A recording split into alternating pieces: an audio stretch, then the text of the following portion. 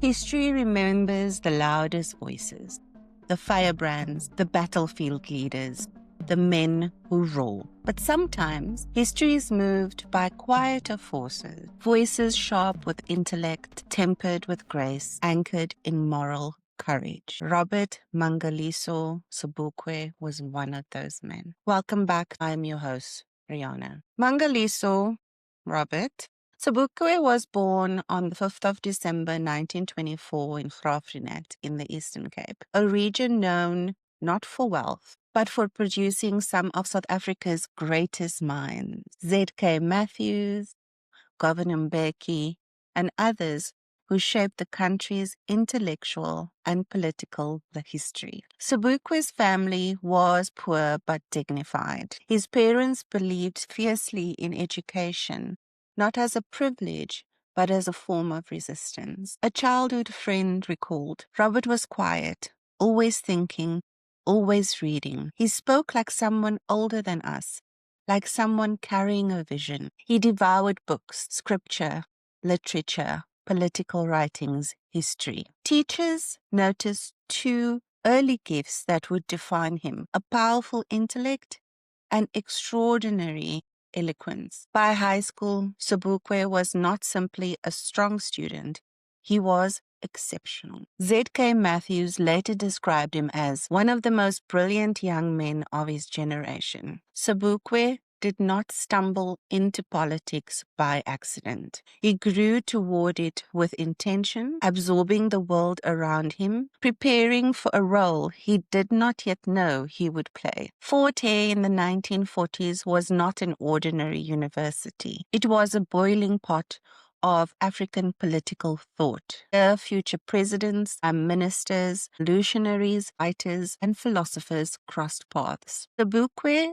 arrived in 1947, a young man with an emerging sense of purpose. He joined the ANC Youth League, drawn by Anton Lempede, whose philosophy of African nationalism electrified students. Lempede argued that Africans must lead their own liberation, morally, intellectually, and politically. Sobukwe absorbed these ideas deeply. Former classmate Harold Strachan recalled, when Sobukwe spoke, the room fell silent. He had a clarity that made your spine straighten. Sobukwe debated fiercely but respectfully. He challenged professors. He interrogated political ideologies, colonial liberalism, Marxism, Pan-Africanism, Christian ethics, searching for pure principle foundation for African liberation. He found it in African nationalism, but not the distorted caricature people later accused him of holding. Sobukwe believed in non-racialism, but insisted that Africans must lead because they were the dispossessed. He articulated it simply. There's only one race, the human race. He wrote articles critiquing apartheid long before Sharpeville. He argued that liberation would not come from negotiation between elites, but from mass participation. At Fort Hare, the seed of the PAC was planted, though the organization itself did not yet exist.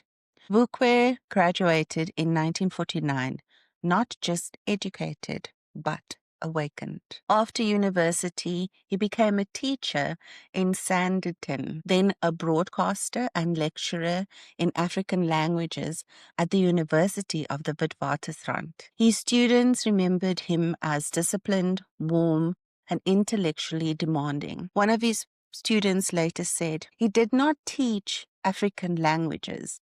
He taught African dignity. He wrote articles under pen names, dissecting apartheid with razor-sharp analysis. He criticized white paternalism, but also black complacency.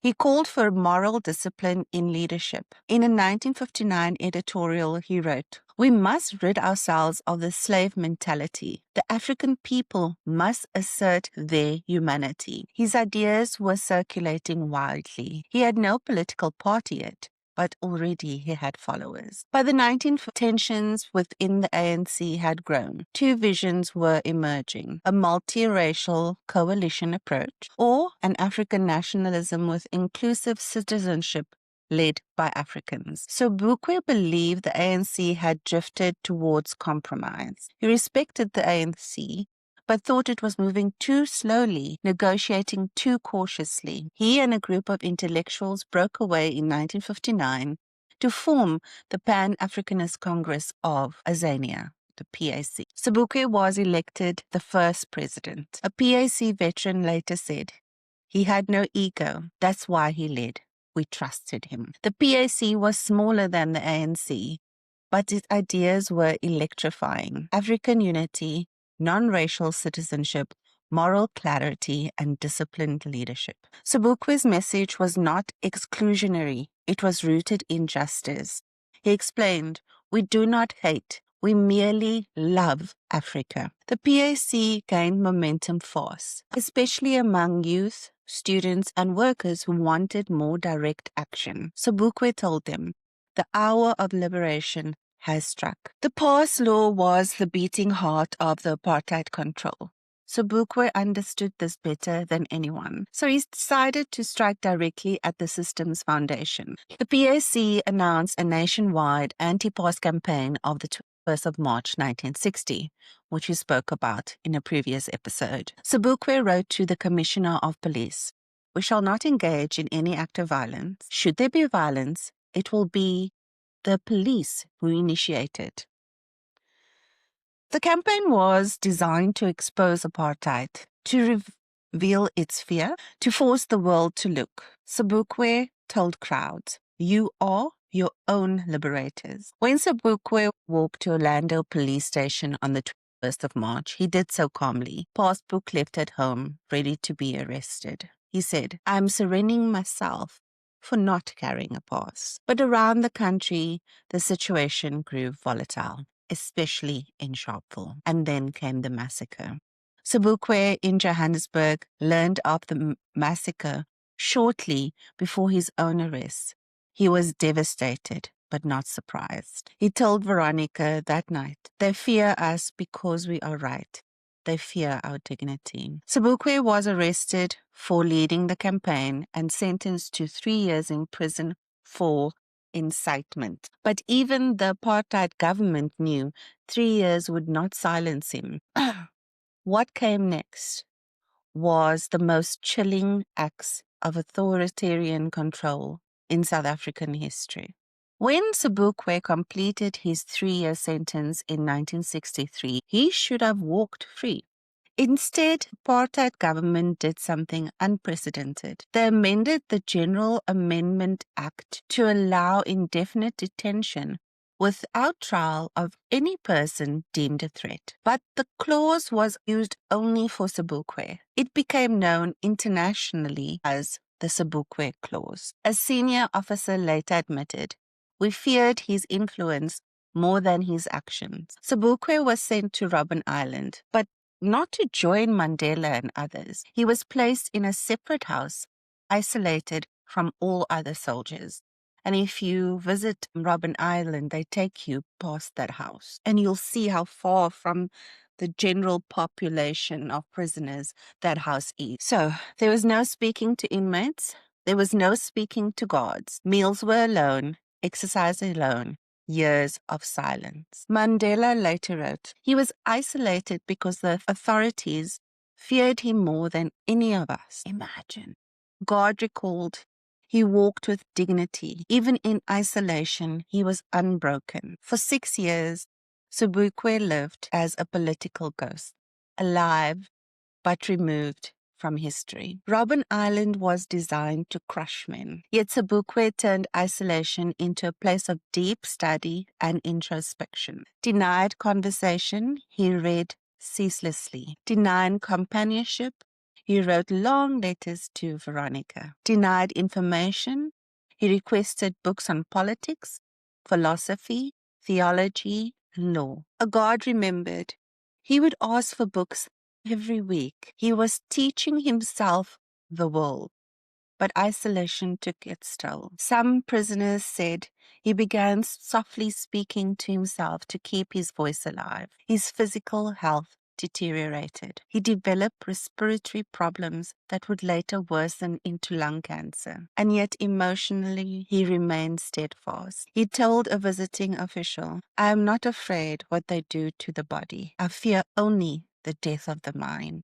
He did lose his voice temporarily because he wasn't using those vocal muscles. In 1969, the state released Sobukwe from Robben Island, but freedom was not the goal. They imposed stringent house arrest in Kimberley, quite a way of suffocating a revolutionary. Sobukwe could not leave Kimberley, speak to more than one person at a time, attend gatherings, lecture publicly, or practice law freely. Police watched his home day and night. A neighbor recalled, "You could not visit him without a police car outside." His brilliant mind continued working despite the cage. He enrolled in law studies via correspondence.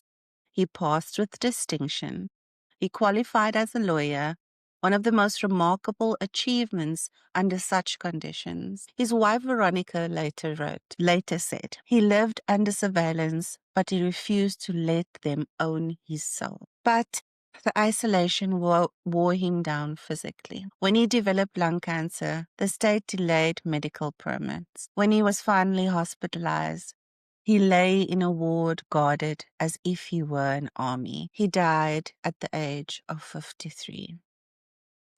South Africa lost one of its greatest minds. The world lost one of its most principled leaders. He only lived 53 years, but his ideas have lived far longer. He redefined African nationalism, not as racial exclusivism, but a moral restoration. He insisted, "We do not allow our oppressors to determine our morality." Young activists in the 1980s revisited his writings. Scholars in the 2000s rediscovered his speeches and essays. Today, universities, museums, and youth movements honor him. Even his critics recognize his towering integrity. Nelson Mandela wrote, "Sobukwe was a great leader, a man of principle and honor." Z.K. Matthews said, "His greatest strength was moral clarity."